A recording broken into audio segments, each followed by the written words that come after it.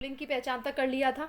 एक बार रिवीजन करें तो पुल्लिंग के वो शब्द होते हैं, सारे वर्णमाला में आने वाले शब्द पुल्लिंग होते हैं, सारे पेड़ों के नाम पुल्लिंग होते हैं, सारे जो आपके दिन होते हैं माह होते हैं, ठीक है, और ऋतु होते हैं, ग्रह होते हैं, कुछ ग्रह आपके पुल्लिंग होते हैं, ठीक है ना। और मैंने बताया था ऐसे शब्द जिनके पीछे आ, आव, पा, पन और न आता है वो भी आपके क्या होते हैं, पुल्लिंग होते हैं, ठीक है ना। और आपके मैंने और कुछ शब्द बताए थे जैसे कि जो आपके बॉडी पार्ट्स के नेम होते हैं वो भी आपके पुल्लिंग होते हैं, ठीक है। जल स्थल भूमंडल के नेम होते हैं वो भी आपके पुल्लिंग होते हैं। अब देखते हैं स्त्रीलिंग। स्त्रीलिंग की क्या पहचान है। जैसे मैंने उसमें बताया था कि आ, आव, प, पन, न लगने वाले शब्द पुल्लिंग होते हैं प्रत्यय के रूप में, उसी तरीके से जिन संख्या शब्दों के अंत में ख लगा होता है वो स्त्रीलिंग होते हैं। क्या, जिन संख्या शब्द के अंत में ख लगा हो वो स्त्रीलिंग, जैसे कि ईख, भूख, चोक, राख आदि, है ना। जिन भाववाचक संज्ञाओं के अंत में ट, वट, हट होता है वे स्त्रीलिंग होते हैं, ठीक है। पहला क्या था, जिस संख्या के अंत में ख लगा होगा वो स्त्रीलिंग होगा। दूसरा क्या है, जिन भाववाचक संज्ञाओं के अंत में, भाववाचक मतलब समझ रहे हो जिनको आप देख नहीं सकते हो सिर्फ महसूस कर सकते हो, तो जिन भाववाचक संज्ञाओं के अंत में क्या लगा हो, ट लगा हो, वट लगा हो, हट लगा हो, क्या, ट, वट, हट, ट, वट, हट लगा हो, उन शब्दों को क्या कहते हैं हम, उन शब्द जो होते हैं वो स्त्रीलिंग शब्द होते हैं, उनकी पहचान होती है, ठीक है। दो आपने समझे, संज्ञा के अंत में ख लगा होना चाहिए, ठीक है ना, और भाववाचक संज्ञाओं के अंत में ट, वट, खट लगा होना चाहिए, ट, वट या हट लगा होना चाहिए, तो आपका वो क्या होता है, भाववाचक में स्त्रीलिंग की पहचान कराता है। जैसे झंझट, आहट, चिकनाहट, ठीक है, बनावट, सजावट आदि। उसके बाद देखो कुछ ऐसे शब्द होते हैं जैसे ईक्रांत है, ऊक्रांत है, तकारांत है, सकारांत है, जैसे कि रोटी, टोपी, नदी, चिट्ठी, उदासी, बात, छत, भालू, लू, सांस, ये सब आपके स्त्रीलिंग होते हैं। कोई भी भाषा हो, कोई भी बोली हो, कोई लिपि हो, तीनों ही हमेशा स्त्रीलिंग होती हैं। कोई भी भाषा हो, चाइनीज़ हो, इंग्लिश हो, फ्रेंच हो, स्पेनिश हो, इंडिया की हो, हिंदी हो, है ना, कोई भी भाषा हो, कोई भी बोली हो, चाहे कोई भी लिपि हो। लिपि मतलब देवनागरी हो सकती है, गुरुमुखी हो सकती है, लैटिन हो सकती है, तो ये सारी लिपियां होती हैं। तो कोई भी भाषा, कोई भी बोली, कोई भी लिपि हमेशा स्त्रीलिंग होगी, ठीक है। किसी भी नदी का नाम हो या फिर किसी भी शब्द जिसके अंत में प्रत्यय के रूप में ईया लगा हो, जैसे खटिया, कुटिया, चिड़िया, लुटिया, ये सब ईया लगने वाले शब्द भी स्त्रीलिंग होते हैं, ठीक है। नदियों के नाम हमेशा स्त्रीलिंग होंगे, यमुना, गंगा, गोदावरी हो, चाहे नील हो, चाहे अमेजन हो, जितनी भी नदियां हैं सभी नदियां हमेशा स्त्रीलिंग होती हैं, ठीक है। तिथियों के नाम, तिथियां मतलब पहली, दूसरी, पूर्णिमासी, अमावस्या, ये तिथि जो होती हैं तिथियों के नाम भी हमेशा स्त्रीलिंग होते हैं, ठीक है। नक्षत्र, पृथ्वी ग्रह स्त्रीलिंग है, मैंने कहा था ना पुल्लिंग में कुछ ग्रह होते हैं पुल्लिंग, इसका मतलब पृथ्वी पुल्लिंग नहीं, पृथ्वी स्त्रीलिंग है, ठीक है।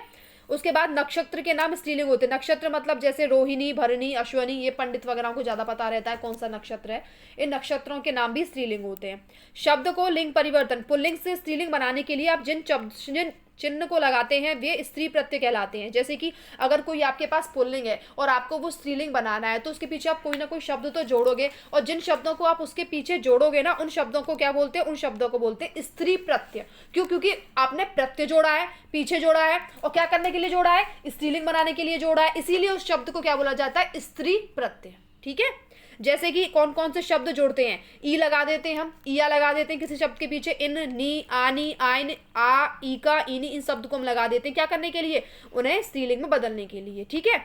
अब देखते हैं बेटा वचन क्या होता है, ठीक है। संज्ञा शब्दों की रूपावली का अध्ययन करते समय आपने पढ़ा था कि हिंदी में मूल शब्दों के बहुवचन रूप प्राय शून्य, ए, आ प्रत्यय लगाकर बनाए जाते हैं। यानी कि हम जब प्रत्यय लगा देते हैं, लड़का को लड़के कर देते हैं, तो लड़का क्या है, एक वचन है, और लड़के क्या है, बहुवचन है। ये नंबर्स दिखाता है कि जैसे होता है ना काउंटेबल और अनकाउंटेबल्स में हम नंबर्स देखते हैं नाउन के, ऐसे ही एक वचन जो एक का बोध कराए और बहुवचन जो एक से ज्यादा का बोध कराए, वो ज्यादा एक से ज्यादा कितने भी हो सकते हैं, 2, 3, 4, 5, 6 कितने भी हो सकते हैं, ठीक है। तो अगर किसी भी शब्द के पीछे आप ए प्रत्यय लगा रहे हो तो वो बहुवचन बनेगा। लड़का के पीछे ए कर दिया तो लड़के मतलब बहुत सारे लड़के। रास्ता, रास्ते, कमरा, कमरे, दाना, दाने, कपड़ा, कपड़े, लोटा, लोटे, गधा, गधे, बच्चा, बच्चे, मुर्गा, मुर्गे, भाला, भाले, घंटा, घंटे, पैसा, पैसे, ठीक है। उसके बाद अब ए प्रत्यय लगाकर भी आप बना सकते हो, जैसे नहर, नहरें, कलम, कलमें, सड़क, सड़कें, बाहें, बाहें, बोतल, बोतलें, दीवार, दीवारें, चीज, चीजें, पुस्तक, पुस्तकें, ठीक है। अब जैसे आप ए, बड़ी ए होती है, छोटी ए, उसके ऊपर चंद्रमा बिंदु लगा के, जैसे महिला, महिलाएं, कविता, कविताएं, वधु, वधुएं, माता, माताएं, कथा, कथाएं, शाला, शालाएं, गौ, गौएं, दवा, दवाएं, बड़ी अंग लगा करके, शक्ति शक्तियाँ, पंक्ति पंक्तियाँ, नारी नारियाँ, बुढ़िया बुढ़ियाएँ, लड़की लड़कियाँ, गृहिणी गृहिणियाँ, स्त्री स्त्रियाँ, गली गलियाँ, रीति रीतियाँ, नदी नदियाँ। ठीक है। उसके बाद देखो मछली को बहुवचन में मछलियाँ, रानी की रानियाँ, डिबिया डिबिया, नाली नालियाँ, लकड़ी लकड़ियाँ। ठीक है। टोपी टोपियाँ। शून्य प्रत्यय जोड़कर, यानी कि शून्य प्रत्यय जोड़ने का अर्थ होता इतना ही है कि कुछ संज्ञा शब्दों के एक वचन और बहुवचन एक जैसे होते हैं। पानी का कोई बहुवचन नहीं होता। पानी एक वचन और बहुवचन दोनों में तुम्हें ऐसे ही लिखना पड़ेगा। ठीक है ना। इस तरीके से सिंगुलर प्लूरल होते हैं ना, कुछ शब्द का कुछ प्लूरल नहीं होता, ऐसे ही इसमें दे रखा है। पानी का कोई बहुवचन नहीं होता, प्रेम का नहीं होता, प्यार का नहीं होता, भय का नहीं होता, क्रोध का नहीं होता, दान का नहीं होता। पानी का कोई बहुवचन नहीं है, प्रेम का कोई बहुवचन नहीं है, दान का कोई बहुवचन नहीं है, भय का कोई बहुवचन नहीं है, क्रोध का कोई बहुवचन नहीं है। ठीक है।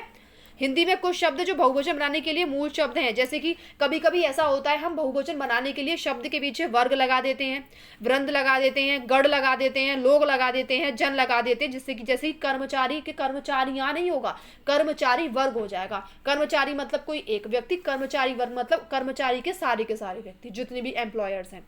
पक्षी का पक्षी वृंद कर देते हैं, पक्षियां नहीं करते, पक्षी वृंद कर देते हैं। ठीक है ना। जिस तरीके से हिंदी में कुछ ऐसे शब्द हैं जो हमेशा बहुवचन ही रहते हैं, कभी एक वचन नहीं होते। उन शब्दों को आपको याद करना है कि ऐसे शब्द जो हमेशा बहुवचन रहते हैं, कभी भी एक वचन नहीं होते। जैसे कि आंसू, आंसू बहुवचन है, परमानेंट बहुवचन है, इसका एक वचन होता ही नहीं है। आंसू। केश, समाचार, दर्शन। दर्शन मतलब क्या होता है? दर्शन मतलब किसी का प्रकट होना नहीं, दर्शन मतलब किसी के माइंड के आइडियाज। कोई व्यक्ति अपनी सोच, अपने आइडियाज किसी किताब में लिख देता है तो वो उसका दर्शन हो जाता है। मेरी जो थिंकिंग अगर मैं इस पेज पे उतार दूं तो ये मेरी फिलॉसफी यानी मेरा दर्शन हो जाएगा। दर्शन मतलब फिलॉसफी। ठीक है।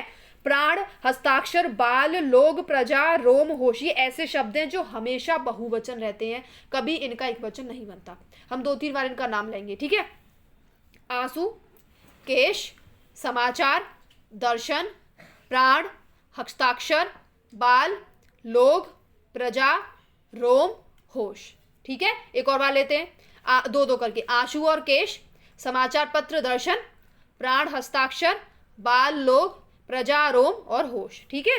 इसी तरीके से कुछ ऐसे शब्द हैं जो हमेशा एक वचन रहते हैं, उनका बहुवचन होता ही नहीं है।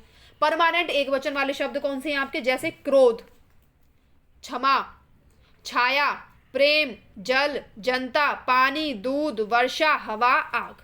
एक और बार देखते हैं। क्रोध, क्षमा, छाया, प्रेम, जल, जनता, पानी, दूध, वर्षा, हवा, आग। ठीक है। ये हमेशा एक वचन रहते हैं। क्रोध, क्षमा, छाया, प्रेम, जल, जनता, पानी, दूध, वर्षा, हवा, आग, ये ऐसे शब्द हैं जो हमेशा हमेशा एक वचन ही रहते हैं, कभी बहुवचन इनका नहीं बनता है। ठीक है। जैसे कि इसमें दिखाया है, सम्मान अथवा आदर दिखाने के लिए हिंदी में एक वचन संज्ञा शब्दों का प्रयोग बहुवचन के रूप में किया जाता है। जैसे कि माताजी दिल्ली जा रही हैं, माताजी तो एक ही है, हमने लिखा गया पीछे जा रही हैं, जैसे कितने लोग जा रहे हैं। तो कभी कभी हम सम्मान प्रकट करने के लिए उसे एक व्यक्ति को बहुवचन के रूप में दिखा देते हैं। अब हम ये बोले माताजी दिल्ली जा रही है, अच्छा लगेगा? नहीं लगेगा ना, इररिस्पेक्टिव लगेगा। क्या बोल रहे हैं हम? माताजी दिल्ली जा रही है, ऐसा लगा जैसे कि हम उनकी इंसल्ट कर रहे हैं, हम उनसे तू तड़ाक वाली भाषा बोल रहे हैं। इसलिए क्या बोलते हैं हम कभी कभी सिंगुलर शब्द को प्लूरल के रूप में दिखाते हैं, क्या करने के लिए? अपने से बड़ों को ओबे करने के लिए। ठीक है। उनको सम्मान करने के लिए। गांधी इस देश के राष्ट्रपिता थे। ठीक है। अध्यापक कक्षा में पढ़ा रहे हैं, तो अध्यापक बहुत सारे नहीं है, अध्यापक तो एक ही है, लेकिन सम्मान के लिए हमने क्या बोला है? अध्यापक कक्षा में पढ़ा रहे हैं। ठीक है।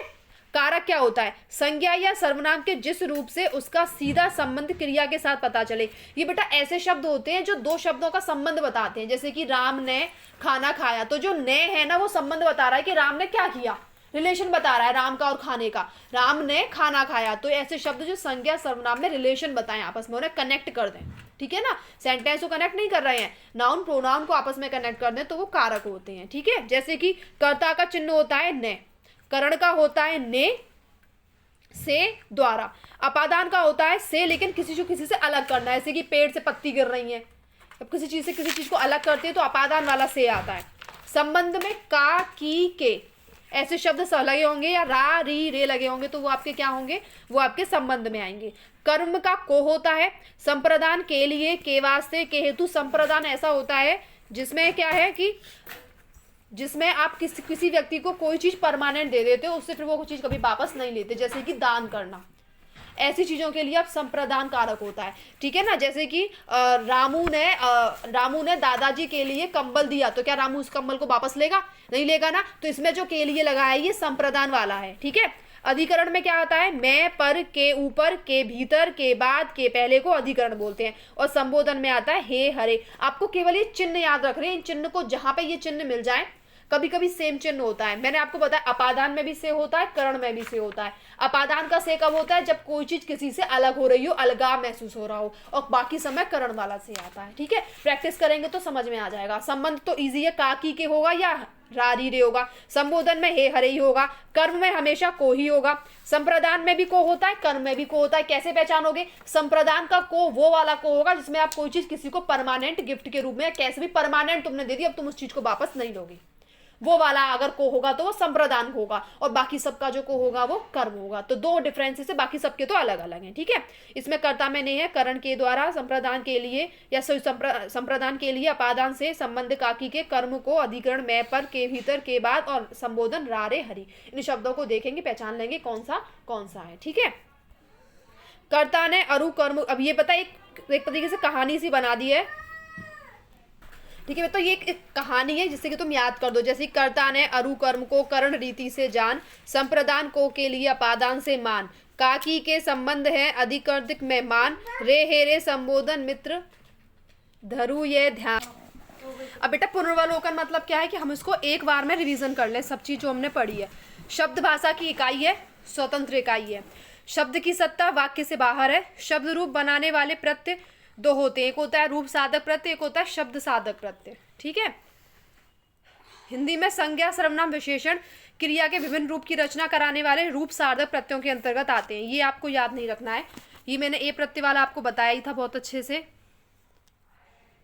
दही, एक बात याद, दही आपको क्या लग रहा है?